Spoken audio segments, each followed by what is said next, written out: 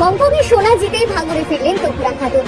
ভাঙড়ের ফুলবাড়ি গ্রামের মেয়ে তহুরা খাতুন হংকংয়ে অনুষ্ঠিত অনূর্ধ্ব-20 এশিয়ান অ্যাথলেটিক্স চ্যাম্পিয়নশিপে মহিলাদের 4x800 মিটার রিলেতে সোনা জিতে দেশের মুখ উজ্জ্বল করেছেন। ভারতীয় দলের হয়ে অংশ নিয়ে তহুরা ও তার সতীর্থরা নতুন নেট রেকর্ড করে এই সাফল্য অর্জন করে। কৃষক পরিবারের মেয়ে তহুরার এই সাফল্যে খুশি হওয়া ভাঙড় জুড়ে। বাড়ি ফিরতেই তাকে সংবর্ধনা জানাতে ভিড় জমান এলাকার মানুষ।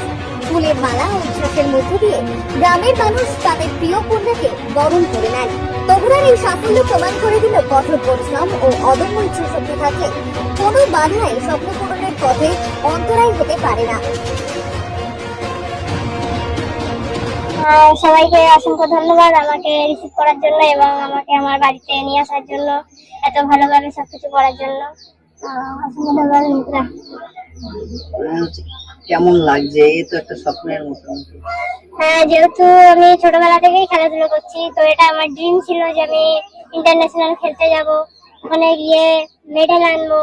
তো সেটা আমার ফার্স্ট ইন্টারন্যাশনাল ছিল, তো সেখানে গিয়ে আমি মেডেল পেয়েছি, আমি খুবই খুশি। কি হয়েছে এটা 400 মিটার আর এশিয়ান চ্যাম্পিয়নশিপ ছিল, হংকং, চায়না।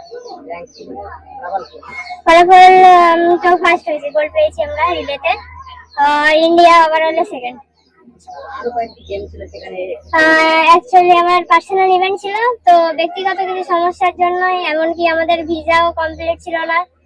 এয়ারপোর্টে যাওয়ার পরে আমরা জানতে পারলাম যে আমাদের ভিসা লাগেনি, কিছু জনের হাফ জনা চলে গেছে, আমরা হাফ জনা যেতে পারিনি। তো তার দুদিন পরে আমাদের ভিসা প্রসেস হয়। আমার যেদিনকে ইভেন্ট ছিল 28 তারিখে, আমি সেদিন আমি এয়ারপোর্টে নামি আমার ইভেন্টের 1 ঘন্টা আগে। ওখান থেকে আমি আমার ইভেন্টের জন্য আমি সঙ্গে সঙ্গে মাঠে চলে যাই। তো এটা খুব টাফ ছিল, ওখান থেকে গিয়ে যাবার পরে হিট করার পরে ফাইনালে কোয়ালিফাই করা। তো আমি ফাইনালে প্লেস পাইনি, 4th হয়েছি। আমি আমার বেস্ট দিয়েছি, আমার পার্সোনাল বেস্ট করেছি। আরো যে তিনজন ছিল তাদের বাড়ি আরো যে তিনজন, কারো ইউপি ছিল, কারো মহারাষ্ট্র, কারো পাঞ্জাব।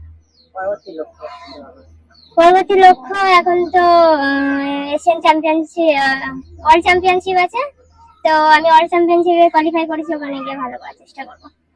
হ্যাঁ, আমি প্রথমে পশ্চিমবঙ্গবাসী, ভারতবাসী এবং আমাদের ভাঙড়ের সহ নাগরিক যারা পশ্চিমবঙ্গের বিভিন্ন প্রান্ত থেকে বা ভাঙড়ের বিভিন্ন প্রান্ত থেকে আমাদের বোনকে রিসিভ করতে এসেছেন, তাদেরকে প্রত্যেককে আমি প্রথমে আন্তরিক ধন্যবাদ এবং কৃতজ্ঞতা জ্ঞাপন করছি। তারপরে সঙ্গে সঙ্গে ভারত সরকার, নরেন্দ্র মোদীর নেতৃত্বে যে সরকার চলছে সেই সরকারকে আমি ধন্যবাদ এবং কৃতজ্ঞতা জ্ঞাপন করবো। কিন্তু তার সত্ত্বেও আমি একটা প্রশ্ন তুলতে চাই ভারত সরকারকে, যে ভারত সরকার খেলোয়াড়দের প্রতি যে দৃষ্টি দিচ্ছে আমার মনে হয় কিছুটা হলেও কম। তার কারণ একজন খেলোয়াড় যখন ভিসা পাচ্ছে না, তার মানসিক যে দুর্বলতা দেখা যায় সেটা আমরা হাড়ে হাড়ে টের পেয়েছি। এবং ভবিষ্যতে যাতে আমি ভারত সরকারের কাছে এবং পশ্চিমবঙ্গ সরকারের কাছে অনুরোধ করবো, এই ধরনের খেলোয়াড়দেরকে বিশেষভাবে তাদেরকে বিশেষ সুযোগ সুবিধা দিতে হবে। কারণ ভিসা না পেলে